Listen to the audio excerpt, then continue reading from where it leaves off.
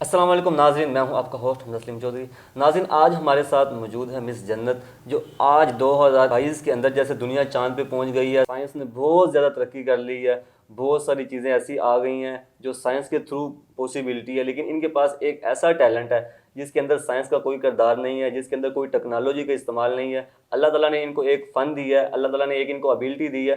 उसको ये यूटिलाइज़ करते हुए जो इंसान की जब आइज़ को रीड करते हैं तो ये उसके बारे में एनालिसिस करते हैं और उसके बारे में हाल को भी बताना शुरू कर देती हैं और उसके साथ साथ उसका माजी भी बताती हैं। एक शेर है, आओ आंखें मिला के देखते हैं कौन कितना उदास रहता है। आंखों के अंदर जब देखती हैं तो इतना ज़्यादा घुस जाती हैं, तो उसको रीड कर लेती हैं और उसकी जो उदासी होती है उसका भी बता देती हैं। अगर कोई बंदा इस चीज़ को लेके परेशान है, मेरी जो बंदी है वो मुझे छोड़ गई, मेरा बंदा मुझे छोड़ गया है, उसका भी बता देती हैं क्यों छोड़ के गया और कैसे पैचअप हो सकता है। तो बाकी हम इनसे गुफ्तगू करते हैं। सबसे पहले अस्सलाम वालेकुम मिस, आपने हमें टाइम दिया, वेलकम। वालेकुम सलाम। अच्छा, सबसे पहले मेरा आपसे क्वेश्चन ये है कि आपकी इस टाइम एज कितनी है मेरी 23 होने वाली है, 22 की हूँ मैं। और आप करती क्या हैं? मैं साइकोलॉजी कर रही हूँ, BS साइकोलॉजी, 4th सेमेस्टर। अच्छा, BS साइकोलॉजी कर रही हैं। अच्छा, आपने कोई यूनिवर्सिटी के अंदर इसको रीड किया है कि आइस को कैसे रीड करते हैं, या इसके लिए कोई अलग से क्लासेस ली हैं? मैंने ऐसी कोई क्लासेस नहीं ली और साइकोलॉजी से तो मेरा दूर दूर तक कोई सब्जेक्ट ऐसा कुछ था ही नहीं। ये इसी बेस पे मुझे एडमिशन मिला जो मैं अब साइकोलॉजी पढ़ रही हूँ। आपकी फैमिली के अंदर कोई पीरी फिक्री करता हो, या आपकी फैमिली के अंदर कोई गद्दी नशीन वाला कोई सिलसिला चल रहा हो जहाँ से आपको ये सारा इल्म आया हो? नहीं, कोई भी ऐसा इंसान नहीं है जो इस वे में या इस फील्ड में है। आपके कितने बहन भाई हैं? मैं 4 सिस्टर हूँ और एक भाई है मेरा। जो आपकी बाकी सिस्टर और ब्रदर्स हैं उनके पास भी ये इल्म है? नहीं, ऐसा कुछ तो नहीं है। अच्छा, तो अल्लाह ताला की तरफ से ये आपको एक फ़न है और अल्लाह ताला की तरफ से आपको एक मौजज़ा भी हम कह सकते हैं 2022 के अंदर, जहाँ पे इतनी ज़्यादा टेक्नोलॉजी है उसको साइड पे करते हुए आपके अंदर एक यूनिक चीज़ है। आप अपनी क्लास के अंदर जब कोई अपनी फ्रेंड्स वगैरह बनाती हैं या आप किसी के साथ कोई लेन देन करती हैं, पहले आप उसका एनालिसिस तो करती होंगी। जजमेंट हो जाती है, वाइब्स आ जाती हैं कि आप एक इन लोगों के साथ बैठ रहे हो, आप इनके साथ बैठना कंफर्टेबल समझते हो नहीं समझते। मैं उन्हीं लोगों के साथ मिलती हूँ जिनके साथ मुझे कंफर्टेबल फीलिंग्स आती हैं। अदरवाइज़ मुझे अगर कोई वाइब्स अच्छी नहीं आ रही तो बेशक वो कोई भी चीज़ हो मैं नहीं करती। कोई भी आपके साथ कोई लेन देन करता हो तो आप तो रीड आउट कर लेती। कोई कहता होगा यार 1000 रुपये उधार दे दो, मैं एक हफ्ते बाद दे दूंगी, तो आपको तो पता चल जाता होगा इसने मुझे देना ही नहीं है या इसने दे देना है। वाइब्स आ जाती होंगी, हाँ जी, एनालिसिस कर ऐसे ही है। लेती। कभी फील ऐसा हो हुआ, जाता है सिर्फ। कभी ऐसा हुआ कि एनालिसिस में आपने देखा हो कि इसने 1000 रुपये मेरे से मांग लिया है और आपने दे दिया हो और आपको पहले से पता हो इसने नहीं देना और इसने ना दिया हो? नहीं, ऐसा कोई भी नहीं है जो मैं जज करके, जो लोग मेरे इर्द गिर्द रहते हैं मैं उनको कभी भी जज नहीं करती एज अ एनालिसिस। मैं उनके साथ उस तरह ही रहती हूँ जैसे वो लोग मुझे समझते हैं। हाँ, एज अ क्लाइंट मैं बहुत ज़्यादा स्ट्रिक्ट हूँ।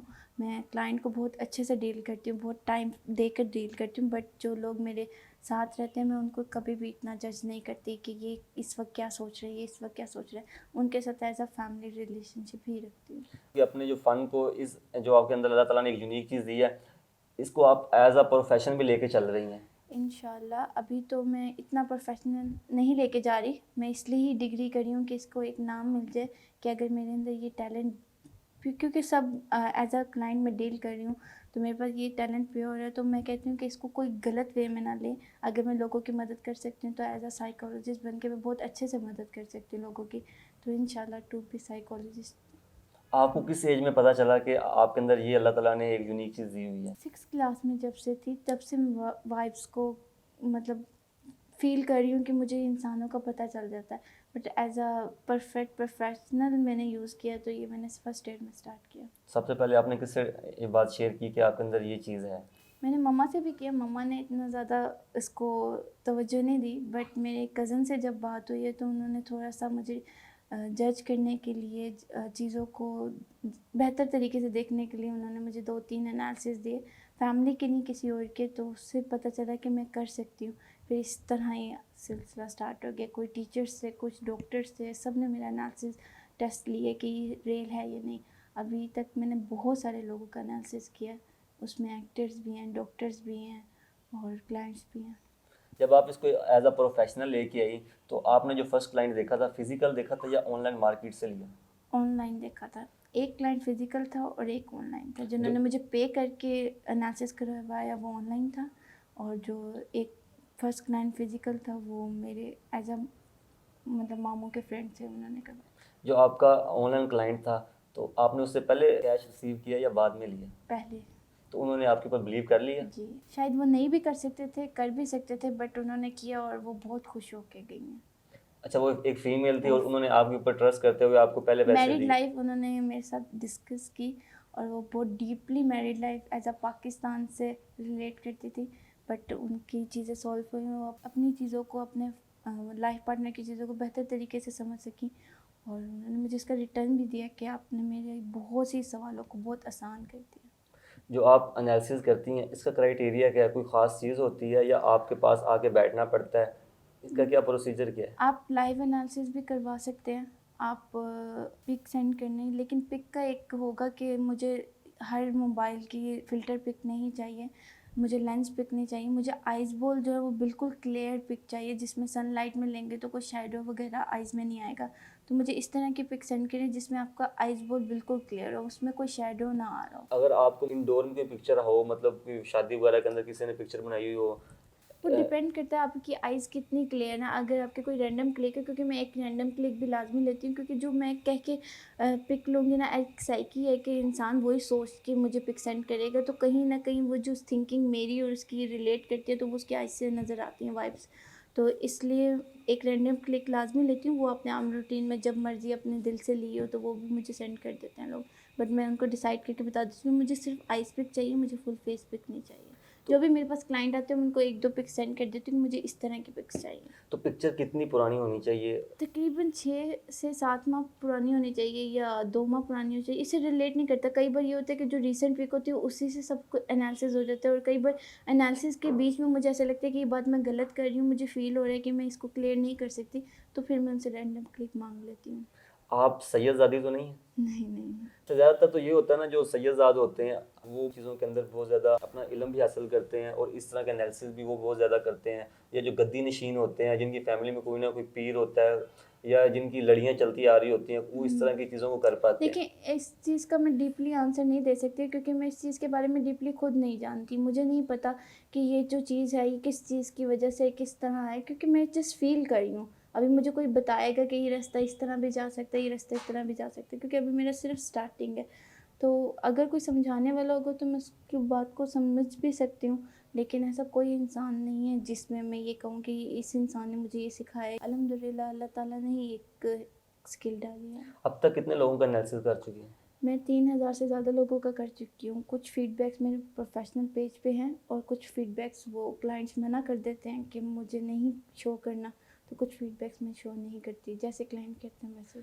जो अब तक आपने एनालिसिस किए हैं उसमें से कितने एक्यूरेट हुए हैं और कितने लोगों ने आपसे एतराज़ किया है?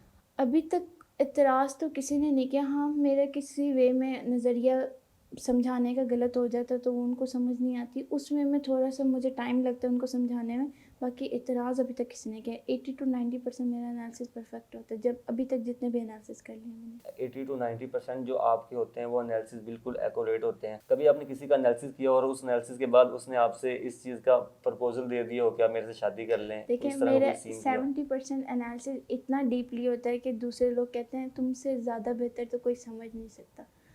अब तुम मुझे आज समझ रहे हो, तुम सारी लाइफ समझो, तो इस तरह के बहुत से ऐसे क्लाइंट्स हैं जो मुझे ये ऑफ़र देते ही हैं। तो आपने कभी किसी का प्रपोजल कभी गौर किया हो या कभी घर वालों से डिस्कस किया हो? नहीं, अभी तक तो कोई नहीं।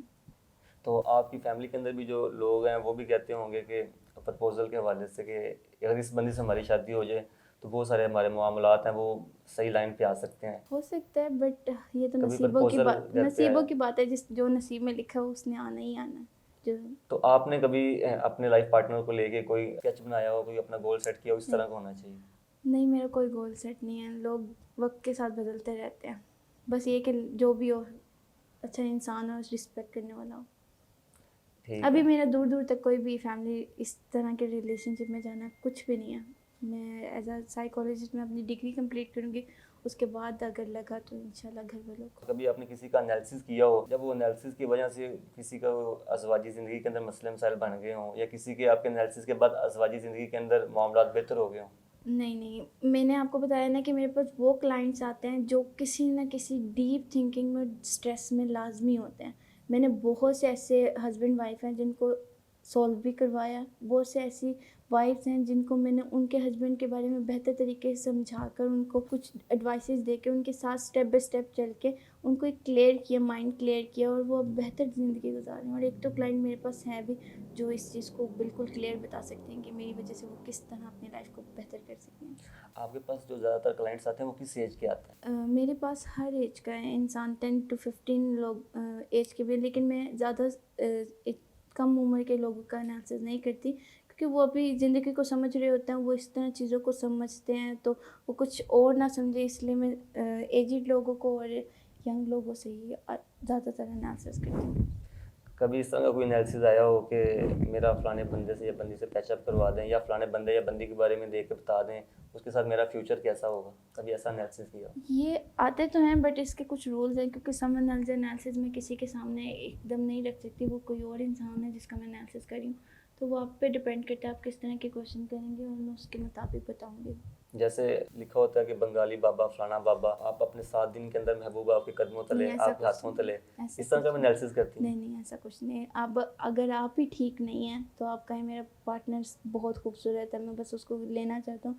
आपकी मतलब आपके लाइफ पार्टनर की यही थिंकिंग है कि बस वो हो और कुछ ना हो, मैं उसकी कदर ना करूँ, मैं उसकी रिस्पेक्ट ना करूँ, बस वो मेरे साथ होनी चाहिए, तो फिर क्या फ़ायदा ऐसे रिलेशनशिप का।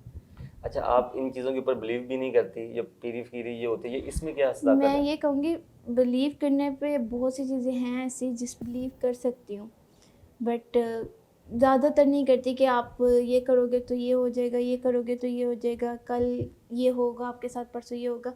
ऐसा कुछ नहीं होता, जब तक अल्लाह ताला नहीं चाहेंगे आपके साथ कुछ गलत या कुछ सही नहीं होगा। हाँ, कुछ इम्तिहान ज़रूर आते हैं अल्लाह की तरफ से, ज़रूरी नहीं है वो किसी ने करवाए हों। आप ये थिंकिंग रखें कि अल्लाह ताला जो आपके साथ करे वो उसका कोई ना कोई मकसद ज़रूर होगा। अगर आप मुश्किल में हैं, गरीब हैं, तो क्या पता कुछ वक्त ऐसा है जो आपको इसी में रहकर इम्तिहान बताने पड़ेंगे कि आप गरीबी को किस तरह संभाल सकते हैं, अमीरी को किस तरह। बहुत से ऐसे अमीर हैं जो 10 रुपये में भी अमीर हो सकते हैं, बहुत से ऐसे गरीब हैं जो लाखों रख कर भी अपने पास कोई महसूस ही नहीं करते कि मेरे पास पैसा है। ये बहुत अच्छी आपने बात की है। कुछ लोग कम में भी अमीर होते हैं, हाँ, कुछ लोग कुछ बहुत लोग ज़्यादा के साथ भी गरीब होते हैं। हम्म। किसी और की पिक्चर्स के अंदर से किसी दूसरे का भी एनालिसिस कर सकती हैं। फॉर एग्जांपल, मैं अपना किसी दूसरे की पिक्चर देख के बताऊँगी इससे एनालिसिस करें मेरा, इस तरह का कोई सीन करती हैं या सिर्फ? मतलब आप ये पूछना चाह रहे हैं कि मैं दूसरों की थिंकिंग में आपकी फीलिंग्स बता सकती हूँ कि वो क्या नज़रिया रखते हैं? हाँ, जी। मैं इतना ज़रूर बता सकती हूँ कि वो आपके नज़रिया क्या रखते हैं, वो आपको किस नज़र से देख रहे हैं और आपको क्यों नहीं समझ पा रही। ये बात आपने ऐसे की है तो उन लोगों ने इस चीज़ को दूसरे नज़रिए से ले लिए, नेगेटिव वेव से ले लिए, तो ये क्लियर कर सकती हूँ कि ये पॉजिटिव वे था, बट वो आपको इस तरह समझ रही थी, लेकिन आपने भी उनको इस तरह नहीं समझाया। ये डिफरेंट वे होता है, जैसे पर्सनैलिटी होगा, जैसे एनालिसिस होगी, ये उस तरह रूल्स बदलते जाएंगे। आप सॉल्यूशंस भी बताते हैं, सिर्फ एनालिसिस ही करती हैं? ज़रूर बताती हूँ, मैं एडवाइसेस ज़रूर देती हूँ कि जितना मुझसे होगा, जितने मेरे एनालिसिस में मैंने देखा है कि नेगेटिव पॉइंट्स है और इस चीज़ में ये बहुत ज़्यादा स्ट्रेस में और कंफ्यूज हैं, तो मैं ज़रूर बताती हूँ कि ये चीज़ आप इस तरह करेंगे तो इस तरह बेहतर हो सकती है, ये चीज़ इस तरह करेंगे तो इस तरह बेहतर हो सकती है। किस प्लेटफॉर्म पे आप अपनी सर्विसेज को सेल कर रहे हैं? मैं अभी इंस्टा पे ही वैसे मेरा फेसबुक वगैरह पे भी पेज है, बट इंस्टा में ज़्यादा चल रही हूँ, और व्हाट्सएप वगैरह पे भी मैं ऑफिशियल नंबर दे रही हूँ।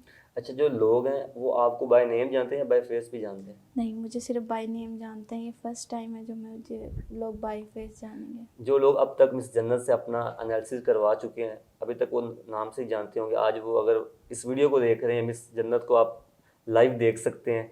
ये मिस जन्नत है जो अभी तक आप लोगों का एनालिसिस कर चुकी हैं। 70 साल के लोगों का भी कर चुकी हैं, 50 साल के लोगों का भी कर चुकी हैं। ज़्यादातर ये खुद अभी तक 23 ईयर्स की हैं।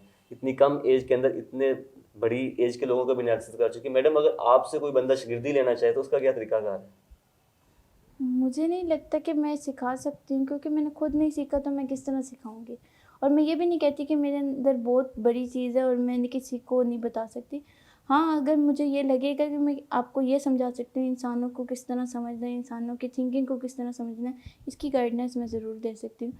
बट ये नहीं बता सकती कि जो जो मैं फ़ील कर रही हूँ आइज़ में, वो मैं कैसे, मैं यही एक्सप्लेन नहीं कर सकती कि मैं आइज़ में क्या फ़ील कर रही हूँ, किस तरह फ़ील कर रही हूँ। मुझे तो जस्ट यही लगता है कि एक आँख में अक्सर जैसे स्केच टाइप हो जाता है ना, एकदम स्केच आता है और फील आता है, मैं बोल देती हूँ। जब आप आँख के अंदर देखती हैं, कोई आपके अंदर आगे मूवी वगैरह चलती है या नहीं, कोई जिन वगैरह कुछ आता है भी जो नहीं। आपको आके बताता है ये है, या कोई आगे लिखा हुआ आ जाता है इसको पढ़ के बता दें ये?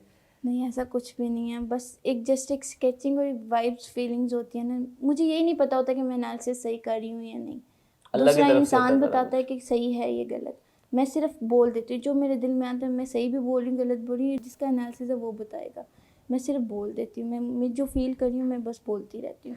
हर किसी का एनालिसिस डिफरेंट होता है या मिलता जुलता भी होता है? ये लोगों में बहुत ज़्यादा है कि भाई हम लोग ये चीज़ सेम है, ये थिंकिंग सेम है, ये पॉइंट सेम है।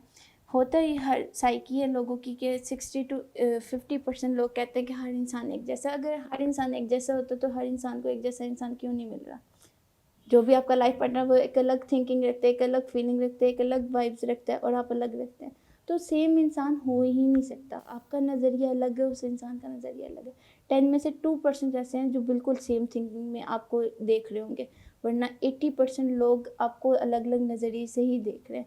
उनकी इमेजिनेशन थिंकिंग अलग है। तो मुझे नहीं लगता हर कोई सेम है, बट हाँ कुछ पॉइंट सेम हो सकते हैं। अच्छा मिस, मेरा आपसे क्वेश्चन ये है कि जैसा कि मोस्टली होता है बंदा जिस तरह का सोचता है उस तरह उसको रात को अक्सर सोए हुए वैसे सपने भी आना शुरू हो जाते हैं। जिस तरह की वो रीडिंग करता है, जिस चीज़ के अंदर वो टाइम देना शुरू कर देता है, हॉरर्स मूवी देखता है या उस तरह के नॉवेल्स पढ़ता है, तो इस तरह का कोई सीन तो नहीं था कि आप छोटे होते से इस चीज़ के अंदर ज़्यादा टाइम देती थी? इस तरह की आपने कहानियाँ पढ़ी हों, इस तरह के नॉवेल्स पढ़े हों, इस तरह की मूवीज़ देखी हों, इस तरह का सोचती हूँ जिसकी वजह से आपके अंदर ये करामात आती हैं? ऐसा कुछ भी नहीं है। मैंने बहुत डिफ़िकल्ट लाइफ गुजारी है और बहुत छोटी उम्र से मैं अपने आप को ये कह सकती हूँ कि हम समझदार हो गए हैं। तो मैंने कोई बुक्स नहीं पढ़ी, मुझे कोई इंटरेस्ट नहीं कोई रीडिंग का। कोई मुझे बहुत से लोगों ने इससे रिलेटेड ये बात की है लाइफ में क्या है, दुनिया में कौन कौन इस चीज़ को देख रहा है, इस रीडिंग क्या है, क्या इसको नॉलेज लो, इस चीज़ की बुक्स पढ़ो ये। बट मैंने अभी तक कोई बुक्स नहीं पढ़ी। मैं करना चाहती हूँ, इस चीज़ की नॉलेज लेना चाहती हूँ, बट अभी तक मेरा कोई ऐसा कोई भी रिलेट नहीं है, थिंकिंग नहीं है कि मैंने ये चीज़ पढ़ी है और इसकी वजह से मैंने ये बात क्लाइंट को बताई है। ऐसा कुछ नहीं है। जैसे वो नाम पूछते हैं, फिर वालदा का नाम पूछते हैं, फिर वालिद का नाम, व्हाटसएवर जो जो हाँ, उनका ये होता है, इसीलिए मैंने इस ये तरह चीज़ का आप कुछ भी सीन नहीं नहीं, करती? ऐसा कुछ नहीं आप सिर्फ करती। आइज़ को ही देखती हो, जी, एनालिसिस कर जस्ट देती हो? आइस पिक देखती हूँ। और अगर क्लाइंट नाम बताना चाहे इसलिए क्योंकि मेरे पास काफ़ी सारे क्लाइंट्स हो जाते हैं और यूनिवर्सिटी के साथ मैनेज करना पड़ता है, तो मैं उनको एक टाइमिंग दे देती हूँ नाम के साथ। तो सिर्फ नाम पूछती हूँ, वो भी ज़रूरी हो तो। अगर मैं फ्री हूँ तो फिर मैं एज अ आइस पिक लेके फ़ौरन एनालिसिस स्टार्ट, आफ्टर 20 मिनट्स में एनालिसिस स्टार्ट कर देती हूँ। एक एनालिसिस का कितना टाइम लेती हैं? मैं कभी 1 घंटा भी ले लेती हूँ, कभी 2 घंटे भी ले लेती हूँ। एज़ अ 1 घंटा मेरा परफेक्ट एनालिसिस होता है। उसके बाद मैं दूसरे क्लाइंट्स की सुन रही होती हूँ, वो किस किस वजह से परेशान हैं, उनका एडवाइस है। तो मैं तकरीबन 2 घंटे 3 घंटे लग जाते हैं। But as a deep analysis हो, कोई स्ट्रेस लेवल एनालिसिस हो, तो फिर 1 दिन पूरा भी लग जाता है। अगर किसी के डीप एनालिसिस हैं या टाइम ज़्यादा लग रहा है तो उससे आप फीस अगेन चार्ज करती हैं, उन्हीं नहीं नहीं पैसों में नहीं, करती हैं? मुझे सिर्फ एक बार चार्ज देते हैं, उसके बाद वो 1 साल रहे मेरे साथ, 2 साल रहे, मैं कभी पैसे दोबारा नहीं लेती। One time? हाँ, क्वेश्चंस करेंगे, मैं कभी नहीं। डिफरेंट एनालिसिस के लिए प्रॉपर एक एनालिसिस करवाएंगे फिर मैं चार्ज ज़रूर करती हूँ। वैसे मैं कोई चार्ज नहीं करती हूँ।